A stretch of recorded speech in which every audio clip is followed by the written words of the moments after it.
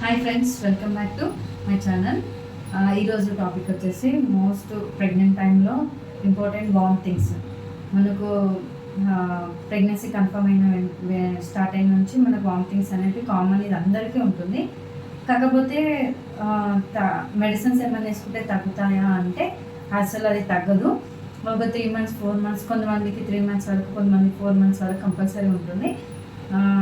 కాకపోతే ఆ ప్రెగ్నెంట్ టైంలో చాలామంది మిస్టేక్ ఏం చేస్తారు అంటే అది తింటే వామిటింగ్ అవుతుందేమో, ఇది తింటే వామిటింగ్ అవుతుందేమో అని తినడం మానేస్తారు. అట్లా తినడం మానేయడం వల్ల మీకు నీరసం అనేది వస్తుంది. మీకు ఇంకా ఎక్కువ నీరసం అయిపోతే ఇబ్బంది పడతారు. కాబట్టి వామిటింగ్ అవుతే అవని, కానీ కంపల్సరీ 1 hourకి ఒక్కసారైనా మీకు తినబుద్ధి కాకపోయినా కనీసం జ్యూస్ అన్న, ఓఆర్ఎస్ అన్న, కోకోనట్ వాటర్ అన్న, ఏదో ఒకటి ఒక హాఫ్ గ్లాస్ అన్న ఏదో ఒకటి తీసుకోవాలి. తీసుకుంటేనే కొంచెం మీకు అది మీకు సపోర్ట్ చేస్తుంది. లేకుంటే మీకు అసలు సపోర్ట్ చేయదు. మళ్ళీ సెలైన్ పెట్టుకోవాల్సిన పరిస్థితి వస్తుంది.